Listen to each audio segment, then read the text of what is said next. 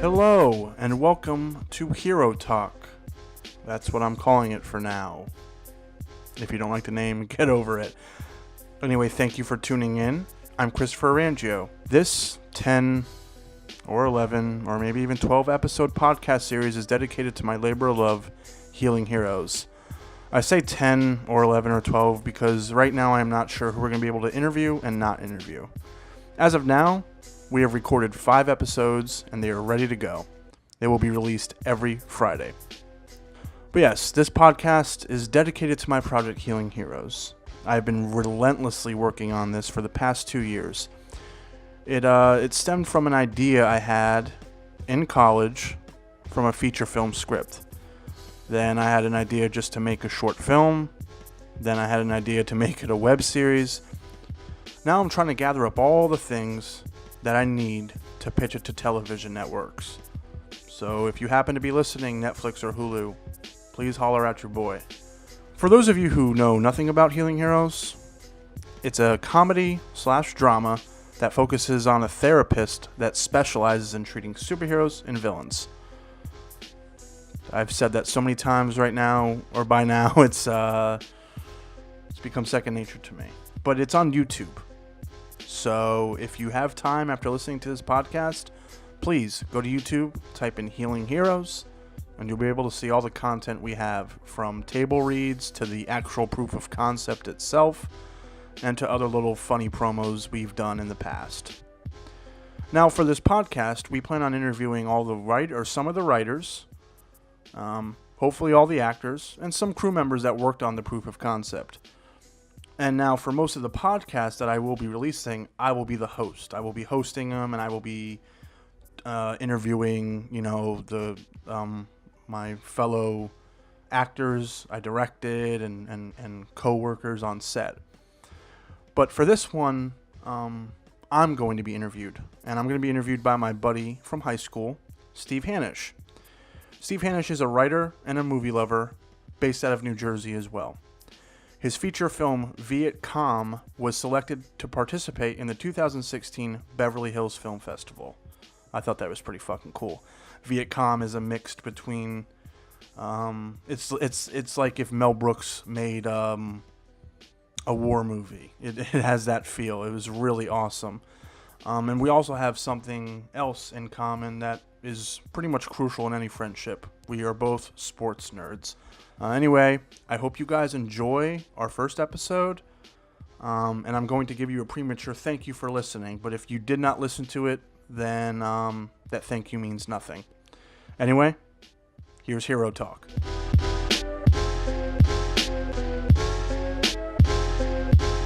The music featured in our episode today is from the artist Subnative. His social media handle is @Subnative for both Instagram and SoundCloud. That's SUBNATIVE. Oh, and also, if you have not yet followed Healing Heroes on Instagram or Twitter yet, yeah, you should go do that. It's Healing Heroes _ for both Twitter and Instagram.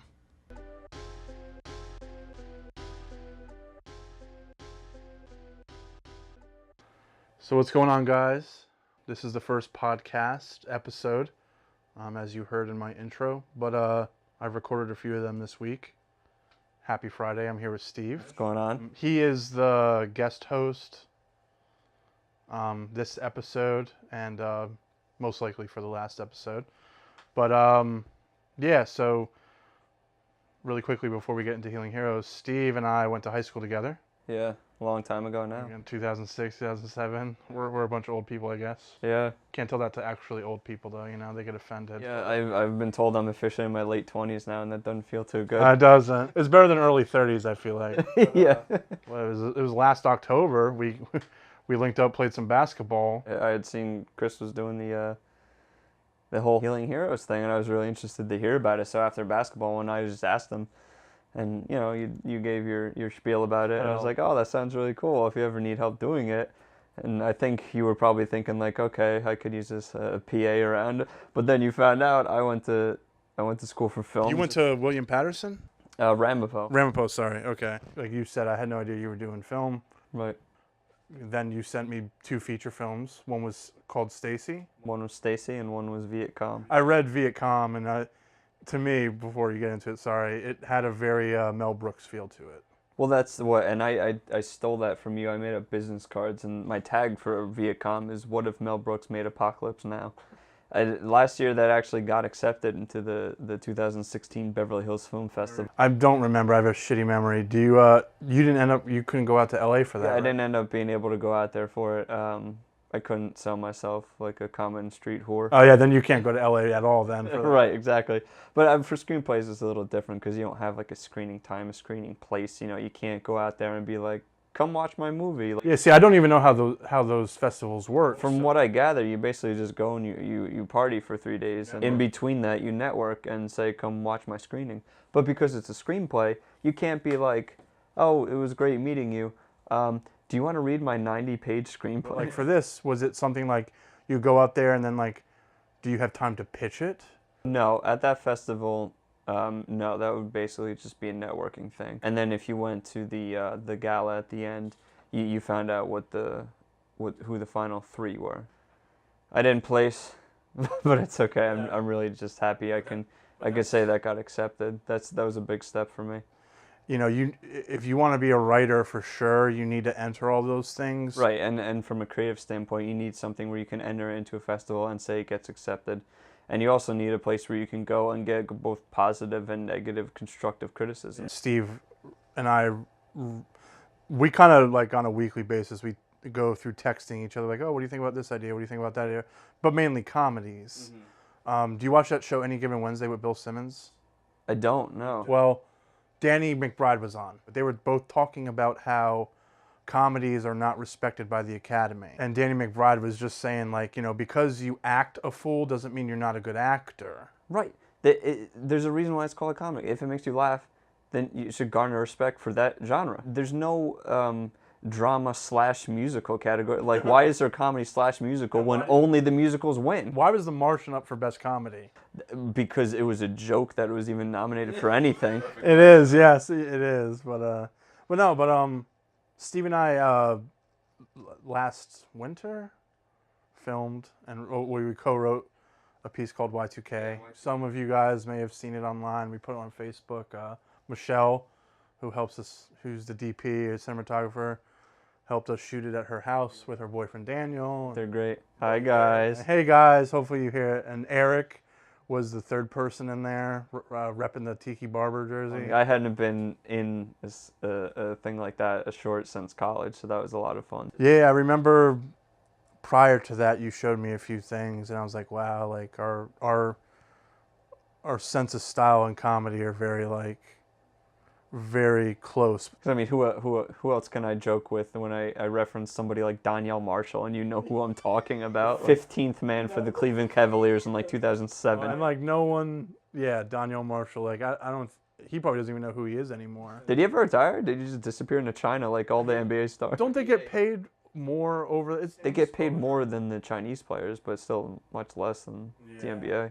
Yeah. Unless you're practically a part owner like Marbury or Stoudemire now. They did it right. I'm going to be part owner. I'm going to play for the team, and I might win. Like I'm not shitting you. We're doing this podcast from my man cave. I have a Chris Douglas Roberts net jersey in my closet because CDR was the next great net that never panned out. My closet is only full of former players. You got OC, Brandon Jacobs. I've got a Hakeem Nicks. Hakeem Nicks got a cut. He's only 28. He's 28 years old. The problem is he's got the knees of us. Yeah. Knees of people who play basketball like 3 days a week. But yeah, anyway, that's how I know Steve. I'm very happy to be a part of this. Thank you for including me on this Healing Heroes thing. Obviously, I asked about it when it was basically done. But yeah, I remember I invited you to the Facebook page and all that, and then it seemed like you were just interested since then. Like we talk about ideas all the time, and I just went back to, like, in college, spitting ideas around the conference table with everybody doing shorts, and the idea of having what if superheroes had to go to therapy is brilliant. Yeah, that idea I got, like my friend Keegan, if she's hearing it, she actually said if she had money and the rights to do so, she'd want to do couples therapy with Batman and Catwoman. But ever since then, I was like, man, like, what happens if, or you just have these superheroes you make up, of course. Just go to therapy. And I think you can, you know, whether people admit it or not, you know, they may have been to therapy one point in their life for something. So to make light on the situation, you know, you kind of make it goofy. Humanizing a superhero is the one thing that's been missing from all these Marvel films, all these DC films. I was talking to Ryan, and his podcast will be coming up in a few episodes, but he was talking about how Hulk is probably Captain Cornelius. Yes, who plays Captain Cornelius? Thank you. Yeah, sorry, Ryan O'Regan. Yeah. He was telling me that in his mind, his favorite superhero was the Hulk because of how human, like how he really deals with like human issues. Mm-hmm. Now he has to hide this literal monster inside him. So I thought that was really interesting to hear him say that's why he liked him. You know, I don't know. This might sound fucked up, whatever, but like looking at certain situations and trying to find the humor in them is what I enjoy the most. Like, it's how I've gotten through life to this point. Making jokes at the wrong time is the funniest thing to do. So it's like when you kind of step back and you just take a look at things, it's just like, to me, I don't know, it might not be funny to some people, but it's just like it makes things very real to me. So how do you take that and go extrapolate that to superheroes in a therapy setting? Like how did that start to come about? Like where do you start writing wise? The first thing I did was I thought of what superheroes to pick. And you didn't have the budget to get the rights from Superman. I'm not boys with Stan Lee yet to put Spider-Man or, you know. Well, you probably don't have long. I don't think he's got many more years. Maybe 2 years. R.I.P. Stan Lee already. By the time this comes out, he'll be dead. Maybe one of his family members may listen to this. R.I.P. Stan Lee. But no, that's a good question. I really focused. The first thing was I can pick a superhero character from one of my other scripts. So I wrote this project called Blue Jacket, where in college with my brother-in-law, I came up with this superhero kind of like Kick-Ass. You see this kid training to be a superhero from a guy on YouTube who was Captain Cornelius. And Captain Cornelius was always this big guy. And I told people this, if Chris Farley was alive, he'd be Captain Cornelius. Hands down, like, that is the inspiration for him. But I started off with, like, what superheroes could I use? And what problems can I use? So I picked an overweight superhero. And then I went to my father, and my father was like, hey, I have a superhero about a guy, Weako Man, who's too weak to fight. So criminals laugh at him, and he just cuffs them. That's also how I fight. That's how most of us fight, I think. But then I just started kind of stemming from that. And then to add like just some twists and turns, I made the Doctor. I just added stuff to the Doctor. I added stuff to the secretary, like backstory, just in case on a rainy day this gets picked up by Netflix or Hulu or someone. But I just have all these ideas. But it really started off with the superheroes, and then I kind of built out. So for me, being a screenwriter, obviously the pre-production, the writing, that's my favorite part. Do you consider yourself anything else as other than a screenwriter? I know you act, but like, do you ever want to dabble in editing, writing? Well, writing is my favorite part. I definitely enjoy directing, being in the skits because nobody knows how to deliver my lines. Exactly. So for you, what is your favorite, especially for something like this, where you're there at the inception of the idea, you write the idea, you direct it, you produce it, you're heavily involved, you edited it. What's your favorite part of it? Is it the editing because you're almost done? Is it the beginning because you have so much to look forward to? Here's, I guess, the best way to describe it. I hate producing with all my heart. For me, the producing credit is the most overlooked. No one knows what a producer is. No one who doesn't know about movies don't give a fuck about what a producer is. Because all you need to do is give some money and you can be an associate producer. They hire the casting producer. They are the captain of the ship. And I fucking hate producing. I love writing and editing, and it's because it's the storytelling part of it. I think I'm a good storyteller on paper, or like in my mind, or even editing. I'm always interested in people's editing choices.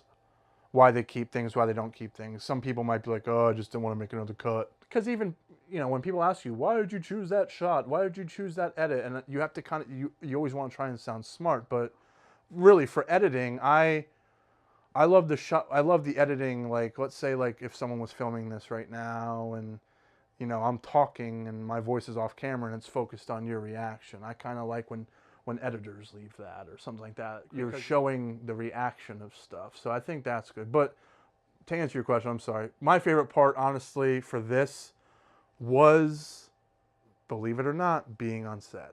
Mm-hmm. I love being on set in general, but the more I'm getting older, I would rather just get paid to like write and like kind of hop on set. How are things going? All right, cool, and do that. I love editing, but for this, I think I liked being on set so much because of a number of things. We raised $3,000 for this proof of concept through Indiegogo. Two of my good friends from Florida drove up, and they weren't expecting to get paid. Hello, Jason and Jeremy. My Aunt Megan, sorry, she let me, her company let us use the office for that weekend. Being able to direct guys like Mark and Ryan and Wakande and Alyssa, like just being able to direct these actors and actresses that take their craft so fucking seriously, like that was like, it was nerve-wracking. My personal favorite was Mark, who plays Dr. Connors in this. He looked like an extreme professional. Yeah. I couldn't imagine going on set and being like, so we're gonna do it again because Someone like Mark, the dude has been doing this for a long time. I don't know how long actually, unfortunately, but he's done theater, he's done film. I tell everyone, he is one person that 7 in the morning or 2 in the morning, if he had a question about Healing Heroes, expect a message from him. He was dedicated to this. So with him, it wasn't so much I was like insecure about directing him, because like all of us went over the characters so much, I didn't really have to like be on top of them. So that makes production easier. It made production a lot easier, but like I'm always hesitant to be like, can we do that one more time? Because every time you say that to an actor, they think they did something wrong, and they didn't. It's just, for me, I want variety. So it's just the editor. The editor, if I'm editing, yeah, exactly. If I'm editing it, I want at least 3 good takes because I can pick and choose from each take. Right. And me personally, I want, I almost always go with the third edit or third pick, because that's when they like have perfected. They know what they're going to say. They know how they're going to do it. They know how they're going to move maybe. And always, if I do a 4th take, I'm like, hey, with this one, why don't you kind of just run it and improv it? That's the same thing with writing, though. Your first 5 drafts may be not that good, but then you slowly get to, by that 10th, 12th draft, you have something there. When you're writing, are you writing one thing, or are you writing 2 or 3 different things at a time? To me, the most interesting comedies are the ones that combine with another genre or another kind of storyline that would be in another genre. Okay. So, like, for example, Stacy, a cheap plug. It's a comedy. It's a coming of age comedy. It's about this kid. He's 20 years old.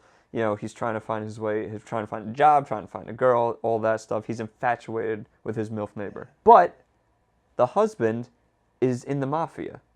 So it's something that could be a De Niro thing, when he did good movies. Yes. Throwing that into a comedy and seeing how it plays out. There's no comedies about the Vietnam War, but I try the right one. I hope it's not too soon, but that's a very touchy subject. So yeah, when I was reading Vietcom, it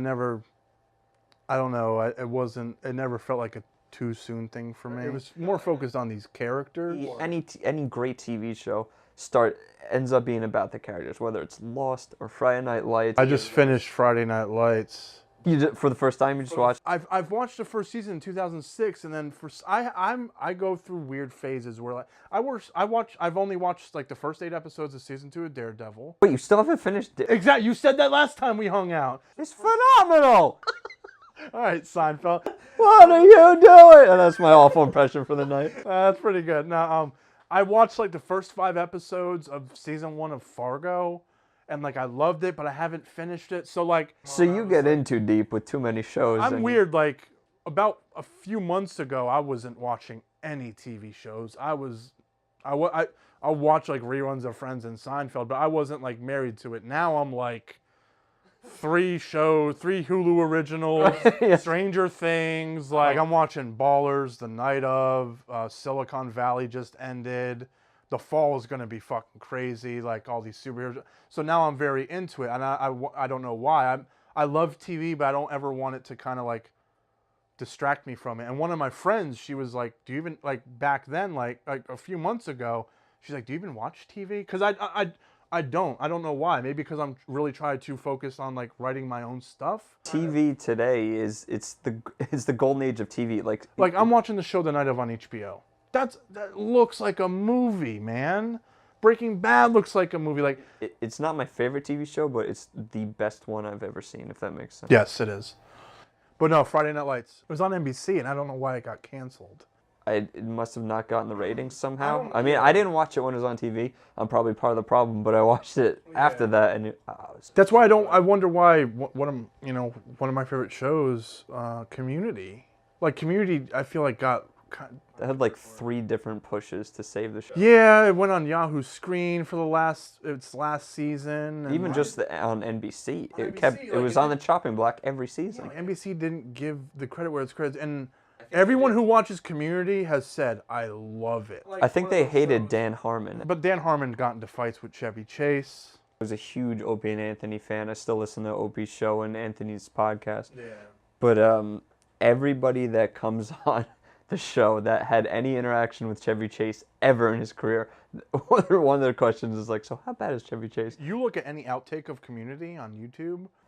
Chevy Chase didn't think the show was funny. He was doing it for a paycheck. Which anybody who stars and thinks Fletch is a good thing, you can't say anything about. My boss and I were talking about how Will Smith in his eyes, and I kind of agree, has never really done a bad movie.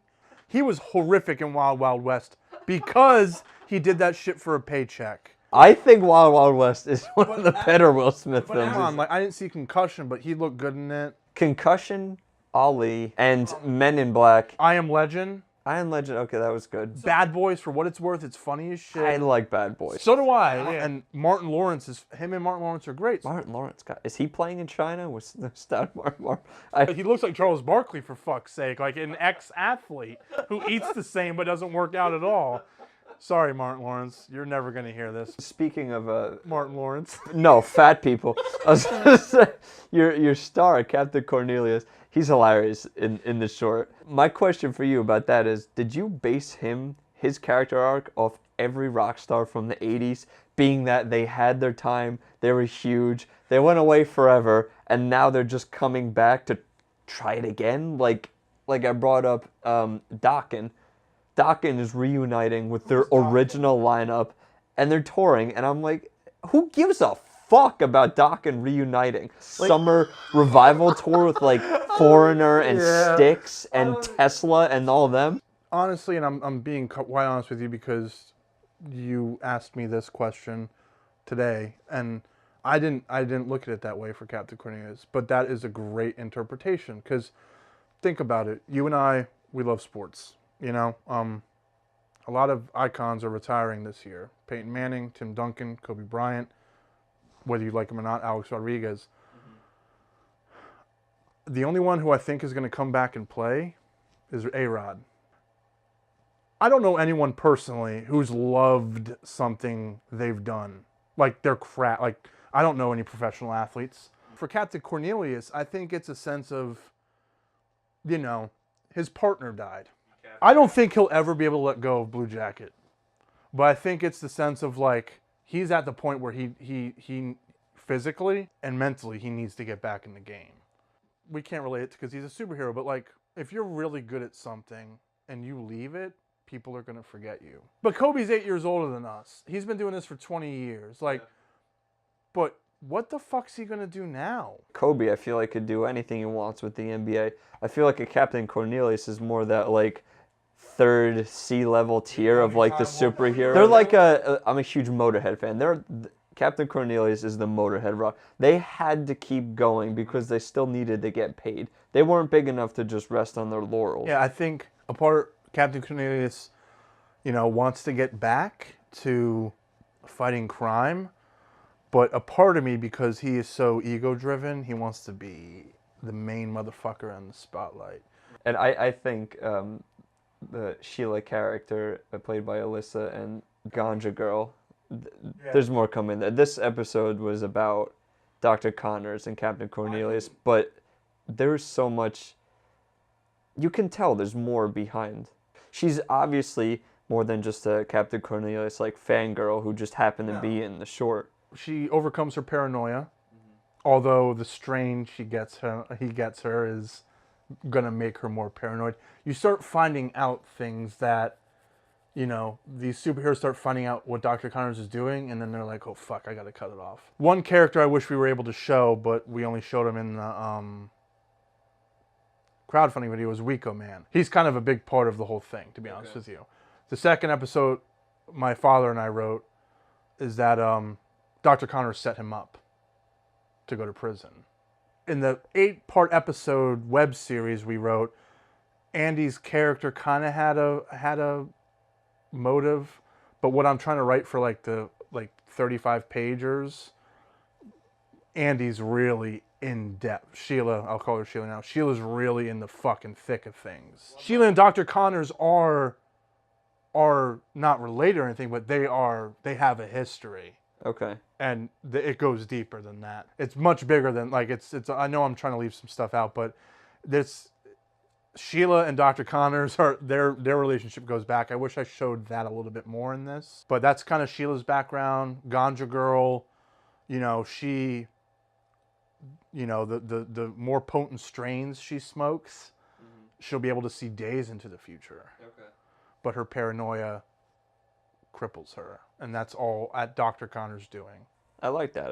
That's almost a Stranger Things kind of a thing. Anytime the power gets used, it takes something out of you. I didn't even think of that, honestly, too. And the more I'm thinking of this, I know, like, the idea kind of seems funny, but I'm really trying to go for, like, I mentioned Fargo, a very, like, serious tone, but have funny characters. Billy Bob Thornton's hilarious in it. To me, the best comedies are, they're funny, they've got great jokes, but the story is the most important thing in any comedy. Anchorman, the first one, was great. Anchorman, the second one, was just a collection of scenes where they fucked around. And for 2 hours, it was funny, but it was not lasting. I don't remember more than 10 minutes of the entire film. But yeah, I'm backtracking here. But yeah, with Ganja Girl and Alyssa there, I wish I had more time to, I don't know, a part of me is like, why did I just make it 10 minutes? 10 minutes is good. 8 to 10 minutes is a good. I was honestly, and people never say, think of your audience when you do this. I'm thinking of people's lack of attention span when I'm making something nowadays, as sad as that is. What's the Y2K skit we did ended up being 5 minutes? And it didn't feel like 5 minutes? No. You know, and some of these podcasts, they may run an hour.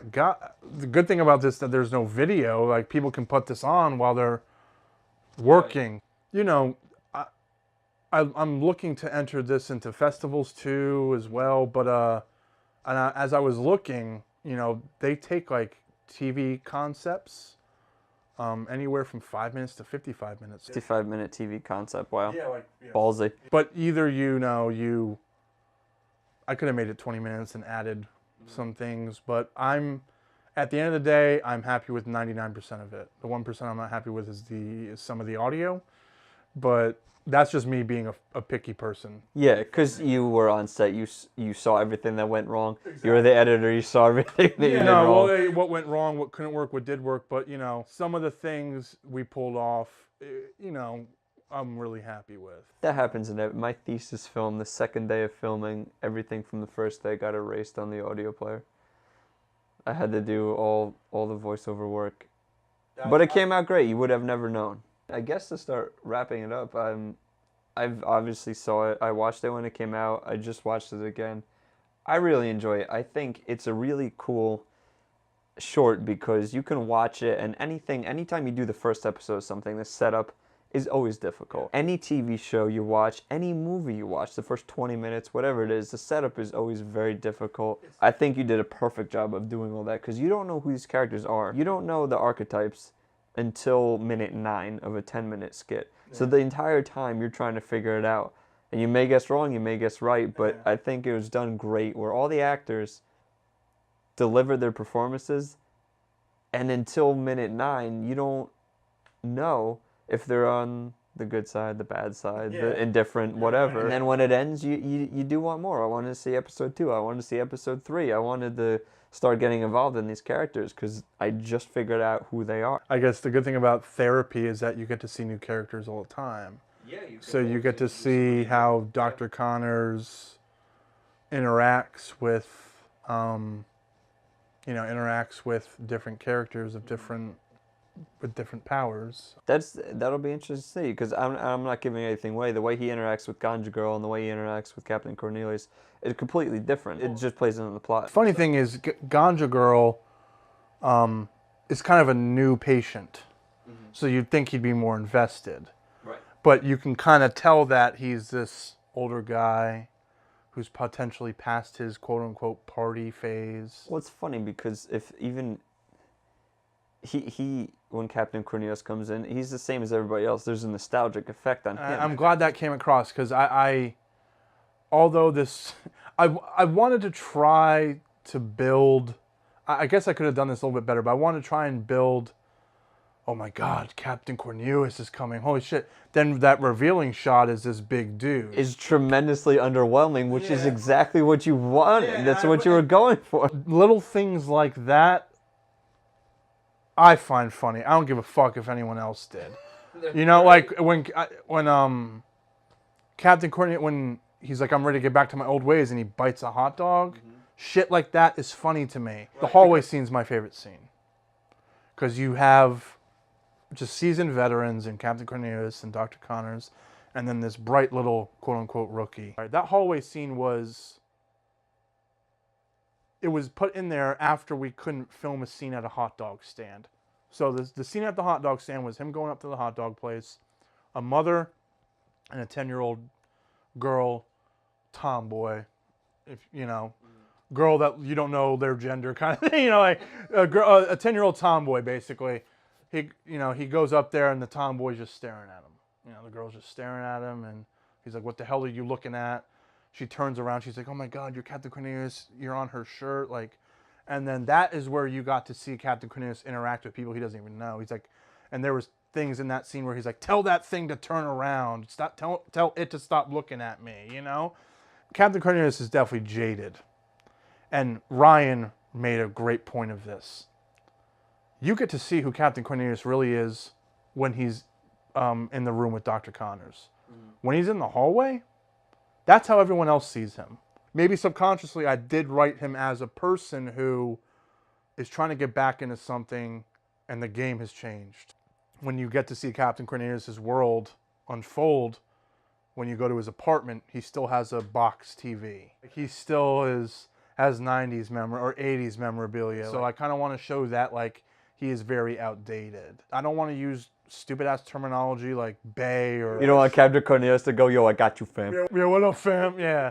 And another thing before we go, like, half the things that you hear in the episode, yeah, it's written, but they added a lot of improv to it. That's one thing I enjoy about, I don't know much about drama or sci-fi, obviously.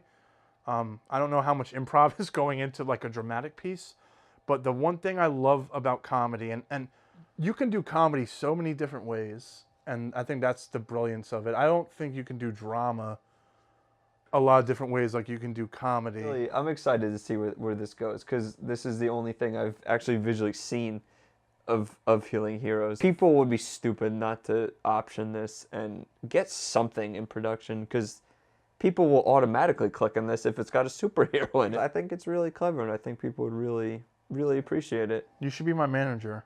Because of all the work that I've been able to do in the industry. No, just you make it sound so cool. People need to watch this, for fuck's sake. Sometimes I'm like, hey, you don't have to click on the link. Like, watch it if you want to, but other than that, go ahead. Like, go. You don't do shameless self-promotion. You do timid self-promotion. I'm always like, man, I'm posting way too much on Facebook about this. Like, I'm always thinking other people like, follow me on fucking everything. The only reason I created a Google Plus page and a Pinterest is so I can plug my website. So it's like... My mom the other day was like, don't you have an Etsy account for your photography? I was like, oh, fuck, yeah.